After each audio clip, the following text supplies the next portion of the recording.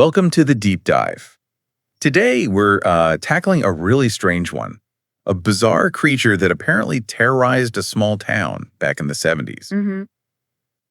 We're talking about the Enfield Monster. It's one of those cases that just sticks with you, really puzzling. Exactly. So our mission for this deep dive is to unpack what actually happened. We're going to look at the accounts, the details, what people said they saw. Right, and try to sort through the different theories. We've got eyewitness reports, police records. Yeah, stuff from cryptozoologists like Lauren Coleman. It all comes from an article called The Enfield Monster, a creature that terrorized a small town, plus some related cryptid lists. It was a big media event at the time, too. Oh, definitely.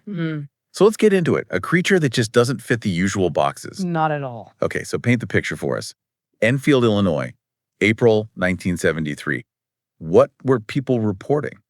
Well, the description that emerged was pretty wild. A creature about 4.5 feet tall, grayish skin, maybe slimy, big red or pinkish eyes. And the really weird part, 3 legs. 3 legs. I mean, you hear about Bigfoot, right? Bipedal, Mothman winged. Even things like the Jersey Devil or Chupacabra have their own sort of expected forms. Exactly. But 3 legs, that's almost unheard of in cryptozoology, especially in North America. It immediately sets it apart. It really does. It challenges how you'd even classify something like that. It's not easily dismissed as, a bear or a dog someone saw in bad lighting. The morphology itself is the puzzle. Okay, so let's get to the first big encounter. April 25th, 1973. Starts with a kid. Yeah, a 10-year-old boy, Greg Garrett, playing in his backyard. Yeah. What did he say happened? He claimed this creature actually stepped on his feet, tore up his tennis shoes. He ran inside, just hysterical. Wow. Okay. Now, how seriously do investigators usually take a report from a terrified 10-year-old in these kinds of cases? Is it often dismissed? Well, sometimes maybe. But the thing is, Greg's encounter wasn't isolated. It happened right before the main event with his neighbor. Henry McDaniel. Exactly. McDaniel's experience just minutes later gave Greg's story a lot more weight. It wasn't just one kid's scary moment anymore. Right. So McDaniel comes home. What did he find? He found his own kids totally freaked out. They said a thing was trying to get into the house, scratching at the door, even messing with the air conditioner in the window. Trying to get in? That's aggressive? Yeah, more than just a passive sighting. So McDaniel hears the scratching himself. He goes to the door, maybe thinking it's a dog or something, opens it. And he's face to face with it. Face to face. And he gives us that key description. 4.5 feet tall, grayish, slimy skin, short arms, and those eyes. Eyes, yeah. Pink, he said, and as big as flashlights. Wow. Okay, as big as flashlights, that's specific. What did he do, finding that on your porch? His reaction was pure instinct, I think. Slam the door shut immediately. Can't blame him. Then he grabs a flashlight and his .22 pistol, goes back, opens the door again. And he shot at it. Fired 4 times. Said he hit it at least once. Did it react? What happened then? It let out this hiss. He described it like a wildcat. And then it just bolted. How did it move? On 3 legs. That's what he said. It covered about 50 feet in just 3 jumps, heading towards a railroad embankment nearby. Incredibly fast, incredibly agile. 3 jumps to cover 50 feet. That's insane agility for something described like that. It really is. It adds another layer of just strangeness to the whole thing. So McDaniel calls the police. They show up.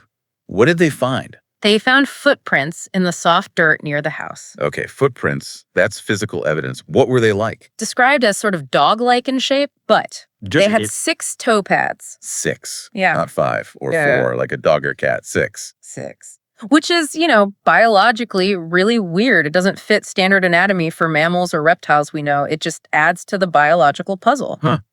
And what did the police think of McDaniel himself? Did they think he was credible? Their report noted he seemed rational and sober. They took his account seriously. Okay, so a credible witness reporting something biologically baffling. But then McDaniel himself started speculating pretty wildly, didn't he? Yeah, almost immediately. He told the press something like, if they find it, they'll find more than one, and they won't be from this planet.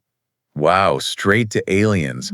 How do investigators handle that? You have someone seemingly rational, but their interpretation goes way out there. It's tricky. High-stress situations, seeing something truly unexplainable, it can push people's thinking. Investigators have to separate the factual report of the observation from the witness's own, maybe understandable, but perhaps less grounded conclusions. Makes sense. Did the sighting stop there? No, not at all. About 2 weeks later, May 6th, McDaniel saw it again. Same place. Near the railroad tracks by his house, yeah. Around 3 a.m. Did he shoot this time? No, he said he didn't. He mentioned it wasn't in a hurry this time, Right. which is interesting. Less threatening, maybe, or just different circumstances. Well, wasn't there a search party involved around then, too?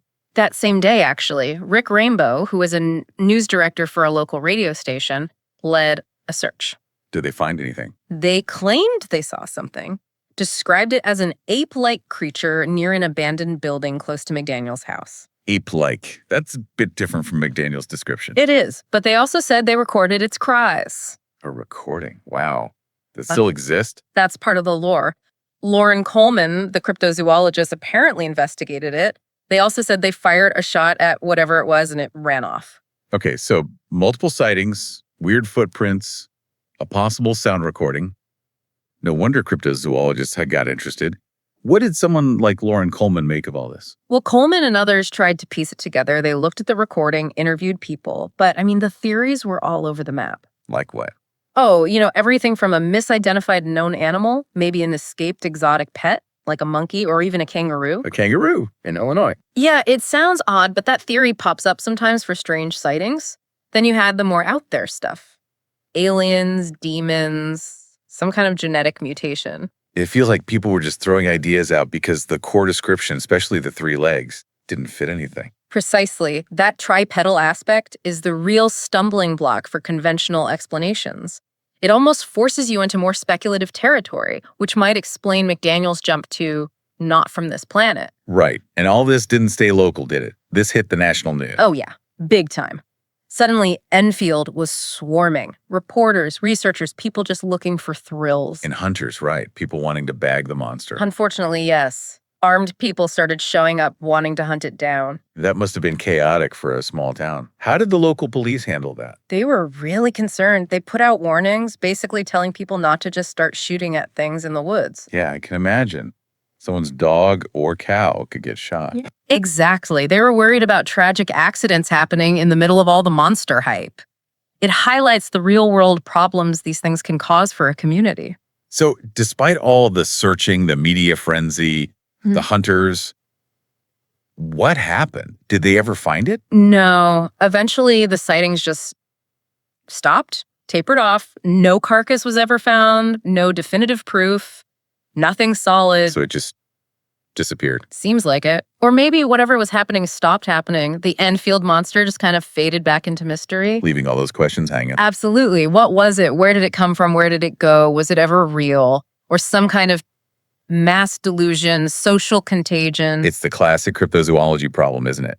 Compelling accounts, maybe some weird traces, but no body, no undeniable proofs. Exactly. Enfield is a perfect example of that. Lots of smoke, compelling witness testimony, strange footprints.